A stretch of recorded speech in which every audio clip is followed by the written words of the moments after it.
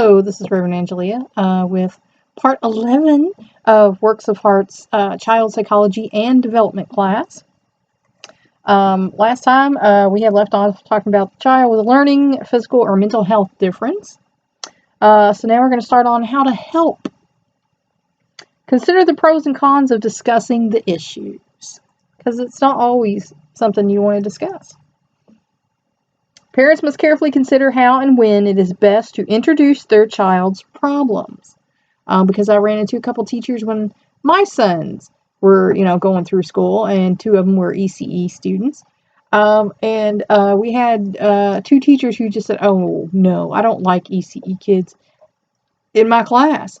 And they allowed them to be physically and verbally abused. And I ended up at the school. So, if you don't think it's something that's bad enough that the teacher's going to notice, or, feel the teacher out first.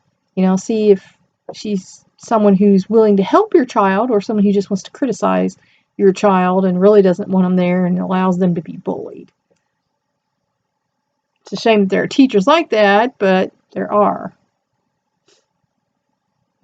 Parents may be concerned about a teacher developing a bias or being misinformed. Some problems, particularly those that are health-related, require upfront discussion. And for other children, such as those with learning problems, although remediation needs to be a matter of school record, parents should ensure the proper supports are implemented. A child's preference and participation should also be solicited with respect to more direct intervention. And one of the best teachers my son's ever had. My son went into her class, and these notes were coming back about things, and I would ask him about it, and he's like, "Well, no, I couldn't see it good enough, or I couldn't get it, fast enough. Everybody was getting done, and I was still, working." And so I went in, and by law, you can observe a classroom. So I went in. They weren't too happy about it, but I knew my rights, and observed what was going on in the classroom. And I noticed my son, having problems sitting in the chair, being preoccupied with what was going on around him, complaining that he couldn't concentrate on the board because these people back here were talking. Once I was asking him these questions in front of this teacher, she could start to see, and she said, let's get him tested. And we did. And sure enough, he had some issues with a learning disability. And so then we were able to implement the proper procedures and programs for him so that, he graduated high school and, went to college, twice. But anyway, it worked out. And that's why intervention is so important, because if you intervene in the beginning, then the child can have its best outcome versus, letting them fail and, mull around and say, "Oh, there's nothing wrong with my kid." Well, sorry, there might be. It happens to everybody. We all got something. A child's preference and participation should also be solicited with respect to more direct intervention. For example, some physically ill children welcome the chance to talk about personal experiences in class, whereas others prefer explaining their differences on a one-to-one basis. And that was the case with my kids. They didn't want to say this stuff out loud to everybody. If anyone would have asked, they might comment, but they didn't want it a commonly known thing. Monitor the child's progress. New areas of concern may develop as the year progresses. Different teachers, different academic demands, changing social groupings can all affect the child's experience and adjustment. Assessing the transition requires gathering data from both the child and the teacher. Don't rely on one source of information, because in case you haven't noticed by now, your kids will lie to you. Sorry to break that to you if you didn't know. Each has their own perspective.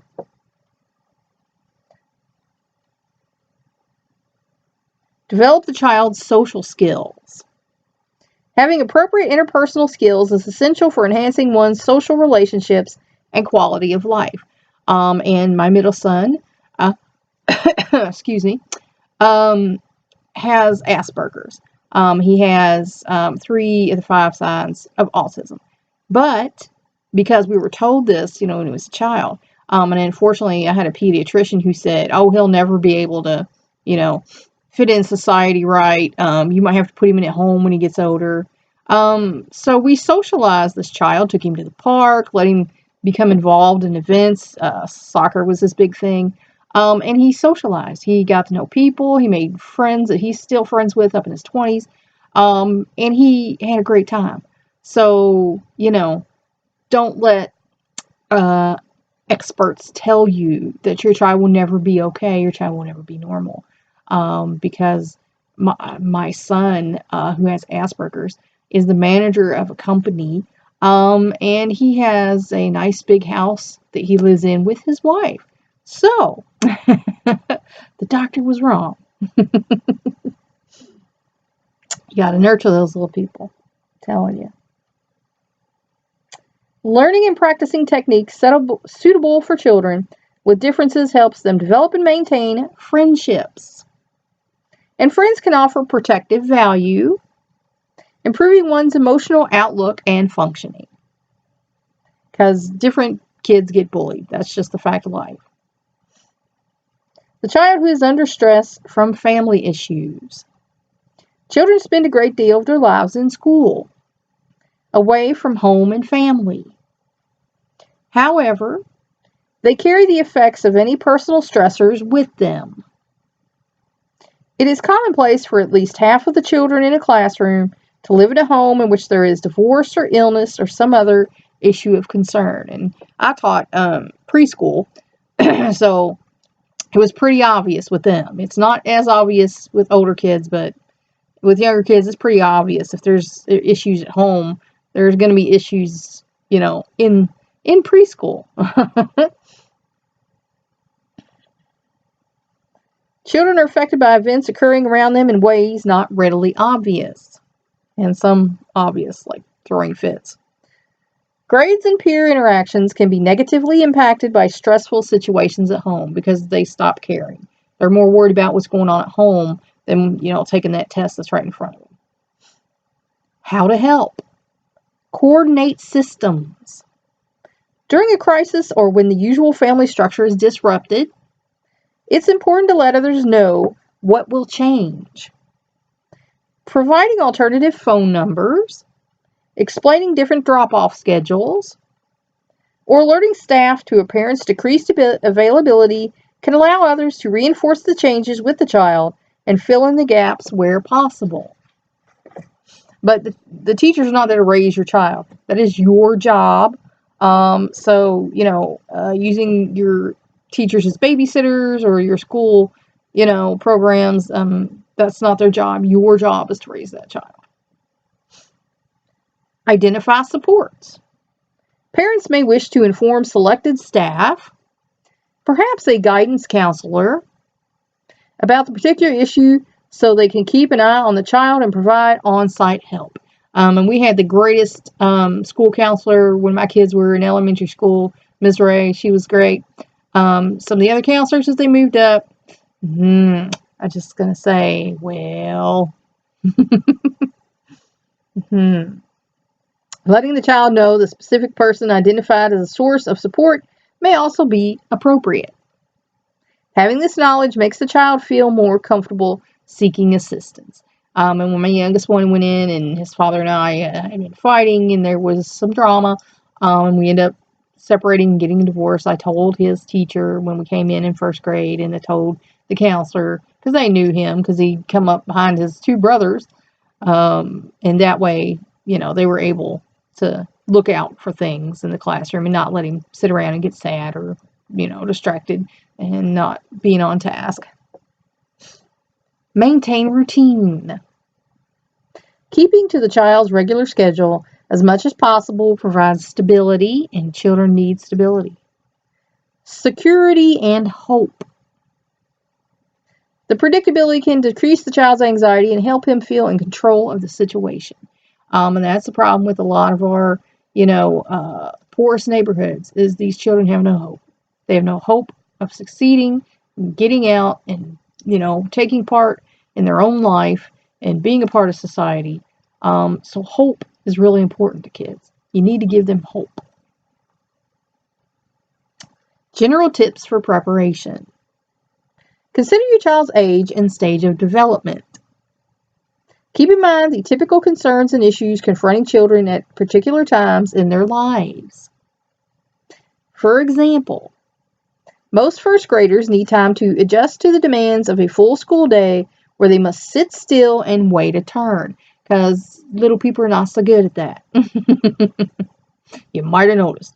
And actually, my oldest one turned 5 in September.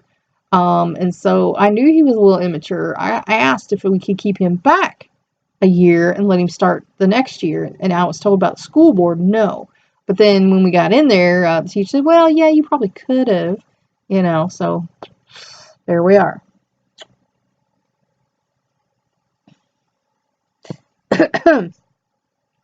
High school age students will be more concerned about being accepted by friends than about getting along with their parents. Thus, some problematic issues are a routine part of growing up, and we all got to do it. Other issues may be specific to your child. Involve the child in preparations. Enlisting the child's help in school preparations can help the child feel involved and more confident. Remember, confidence is important.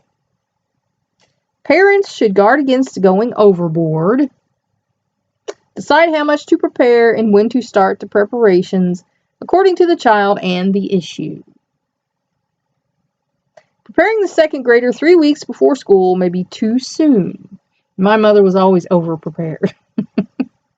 She made a great scout leader.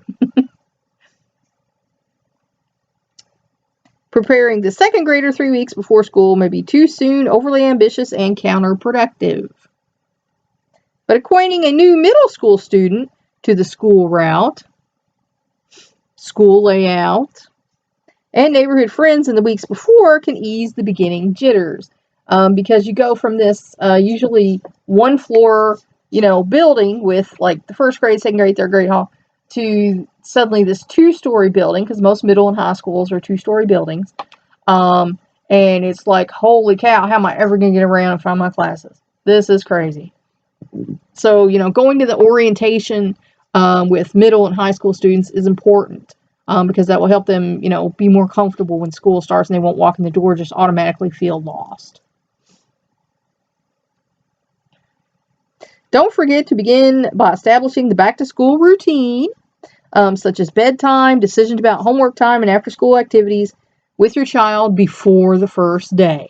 When we started usually that week before. All right, time to get back on schedule. Get your baths at such and such time. Go to bed at such and such time. And I didn't, make them be quiet. It's just they got used to being in the bed that week before at such and such time. And they were usually in there talking about school, what they hoped classes they'd be in. And, maybe hope so will be there, But it's important to get the routine back to normal because in the summer with everybody, it's pretty much a free-for-all. I'm sleepy. Okay, let's get you washed and go to bed. Understand and empathize with your child. Taking a child's fears, concerns, problems, or point of view seriously is necessary for parents. And I know some parents who are really bad about this. Remember what it was like being you when you were a kid. Don't dismiss your kid like they're just not that important because they're a little kid. That's disrespectful to them. They deserve to be respected too. They're people. They're little people, but they're people. Minimizing or dismissing a child's problems can make a child avoid the issue or feel embarrassed. Giving the issue's importance, understanding the child's perspective, and conveying concern are useful strategies. Encourage and support child-focused solutions. Parents should avoid the tendency to rush in with the answers because you can't do everything for them for the rest of their life. A child may interpret a parent's protectiveness as a sign the child is incompetent. Talking together about potentially awkward situations or questions and finding solutions increase a child's confidence. Remember back to that, confidence is important. That's something you're going to need for the rest of your life, or you're not going to perform as best you can. Helping them develop and fine-tune their own problem-solving strategies is preferred to giving them an adult version. Decide what and how much information to communicate, because sometimes you can overload them. You can just see what. Parents must consider the pros and cons of sharing information with educational staff. It's important to decide how much and which details are essential to convey, because you'll have to tell them the kid's life story, and who it is essential to convey them to, based on the best interest of the child. There was a teacher's aide who once said that my son's problem wasn't that he had a learning disability, that he was a brat. He was a spoiled brat. So as you can probably imagine, I never told her, another thing about him ever, because I knew that she would probably turn that around on him for something, because, that was her opinion about that. For example, for the child taking Ritalin for ADHD, the decision to tell should be based on advice from the clinician, state requirements, medication schedule, and parental wishes. Both parents and children should take into account their own preference for privacy and past strategies that have been helpful. My oldest one, the doctor recommended he drink Coke because of the mild stimulant, and he brought a thermos, with Coke. And then the thermos started leaking, and that was an issue. So then one of the teachers was letting him come in and get a Coke from the teacher's lounge. I think they were $1 then, or 50 cents. I don't even remember. Get him a Coke. So, but as time went on, he ended up in middle school having to have Adderall because the behaviors were becoming worse, and it did help him out. And then by the time he was in high school, he said it was making him nervous, and his psychiatrist pulled him off, and he did better back on the caffeine. So at different times in your life, you might need more medication and less medication. So think twice before you just let them stick your kid on Ritalin and turn him into a zombie. That's what my uncle said. He said, "Oh, don't let them do that to him." They did that to me, and I remember sitting there, and I would do anything anyone told me to. I felt like a zombie. I felt like I had no will of my own. And I was spaced out most of the time. People would be talking to me, say, "Did you hear me?" And you'd be like, "No." And he said, "I didn't even realize anybody was talking." He said, "So don't let that do anything to him." So that's why I went to a doctor and got a professional opinion on how he needed to be medicated, when he needed to be, how much, what, get an educated opinion. Don't just let, the school system say, "The kid can't pay attention, we're giving him Ritalin." That won't work. Unless you want your kid to be a zombie. My opinion. Okay, let's see. Both parents and children should take into account their own preference for privacy and past strategies that have been helpful.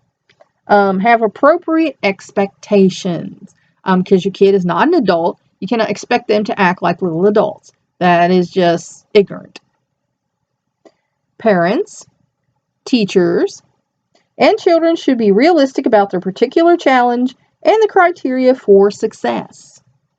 If problems arise, it is best to reassess the situation, avoid blame, unless, there's some blame, that needs to be explained, adjust expectations, modify interventions, and develop new solutions. And now sometimes you can go the other way too far. I had some people tell me, "Oh, well, they're just kids. They don't know." Well, they don't know. But what they're doing now, they could get arrested for when they're adults. So it's your job to teach them and explain to them why this is a wrong thing to do. So you can't be too permissive and you can't be too authoritarian. You need to stay in that authoritative, "I'm teaching you So you'll know mode, so your kid will have the best outcome.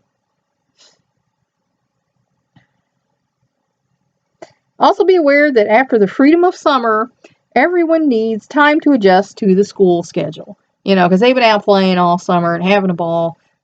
We're back in school. We got to sit on our tails and learn things. So it's an adjustment. Establish good communication with school staff. Establishing a relationship with the adults who have their eyes and ears on your child during the school day is enormously helpful.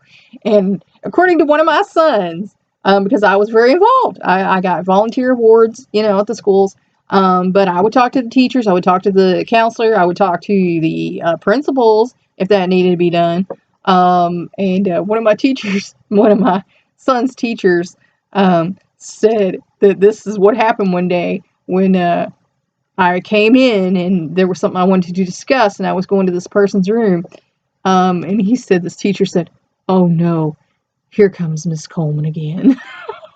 But I'm like, okay, that tells me that you realize there's an issue here. And Miss Coleman is not going to let it slide. She's going to come up here and say, "What's the deal?"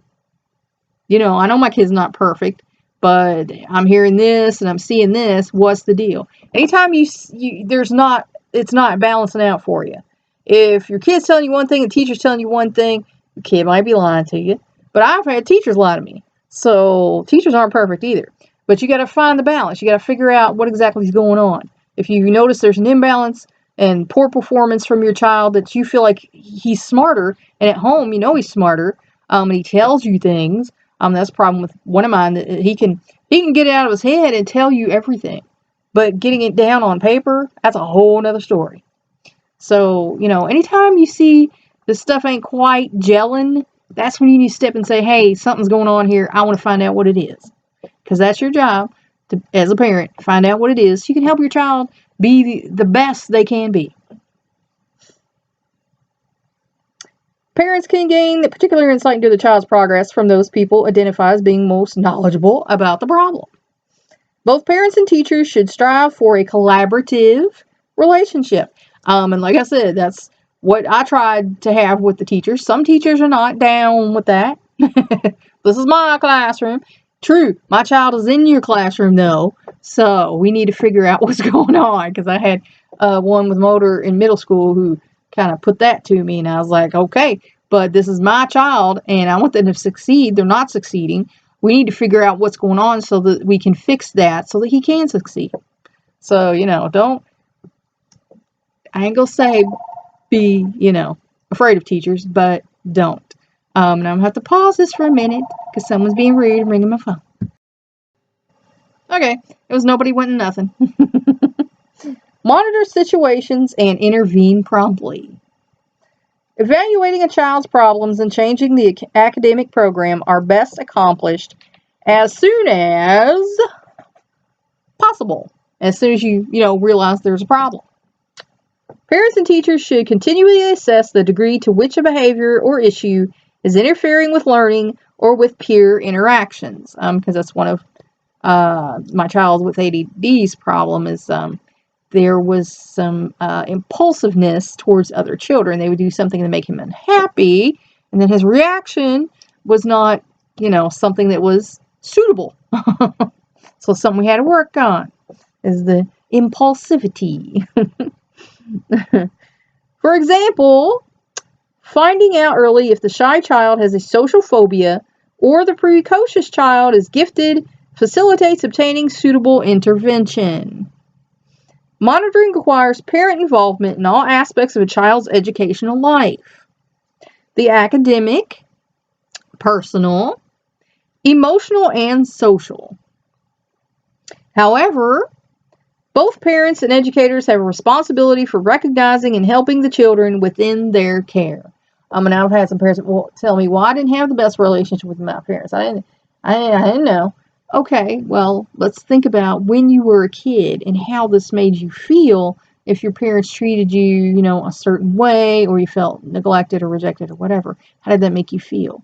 Okay, is that something you want to do to your child? Do you want your child to feel like that? Because if you're a decent person, the answer to that would be no. Suggestions for easing the transition between home and school.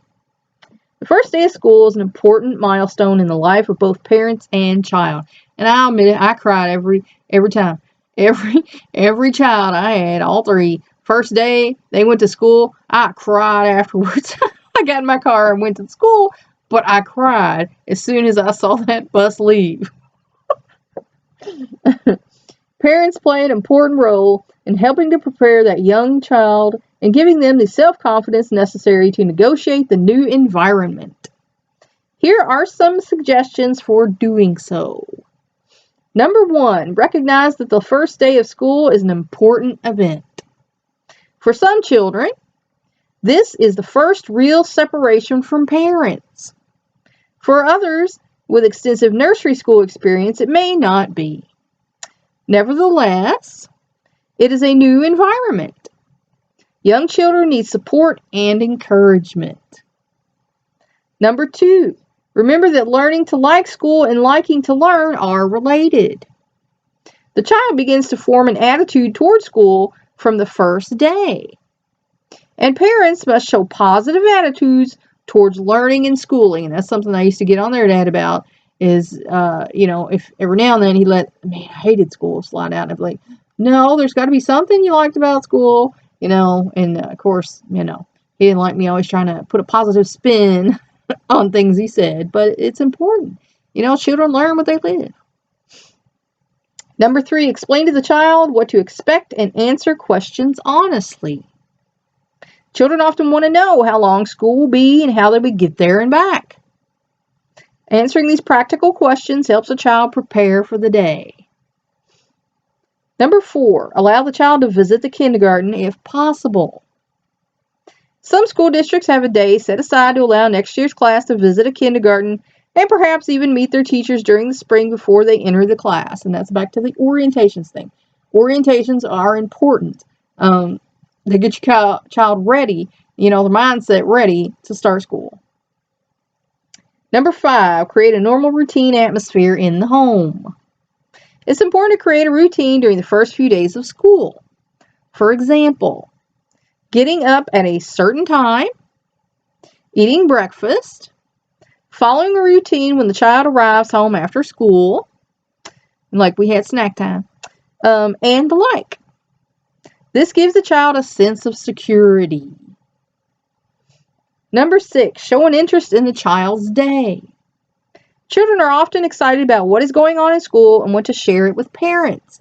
And my kids knew, even if I was sitting here working, unless, I just was having a temper issue, then sometimes I would say, go over there, we'll talk about this later, because I didn't want to blow up on them, because I know how that felt. But they pretty much know if they want to talk to me about something, I'm going to say, hey, Mom, can I talk to you about something? And then everything else stops. And I turn and I say, yeah, what? So that's important for your kids to know that you're there for them, to listen to whatever they got to tell you. The attention paid to the child's day shows how important parents consider the school experience and your child. They need to know they're important to you.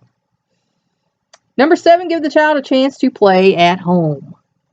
After spending a great deal of time in structured atmosphere, the child needs free time to play. And I know this several years back, the parents were going on about the amount of homework that their children were having 1 to 3 hours, this one in high school, 4 hours worth of homework. Now, when did they get to play? When did they get to have free time and be a kid if their teachers are sending them home with 1 to 4 hours worth of homework? They don't get to, So that's important. And, we would have snack time. And then they had free playtime. And then an hour before supper, we would start the homework. And if it didn't get done, I would send a note and say, we didn't have time to get this done. We worked on this for an hour and we didn't have time to get this done, And sometimes it would come back.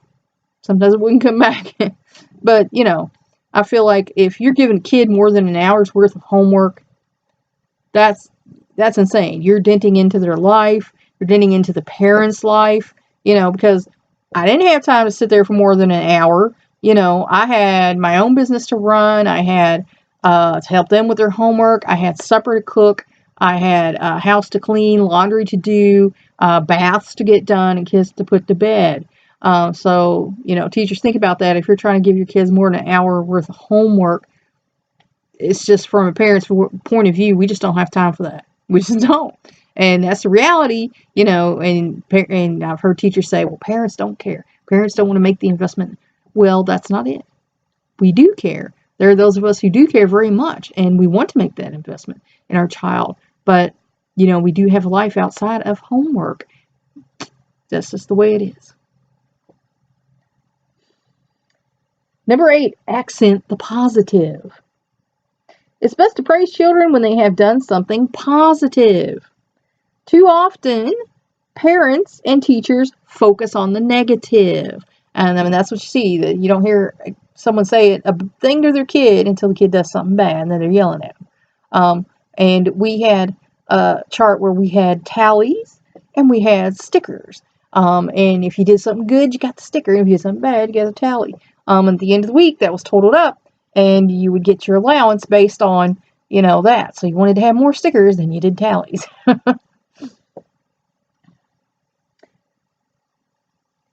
Treat school as a normal part of the day. School attendance is something to be expected.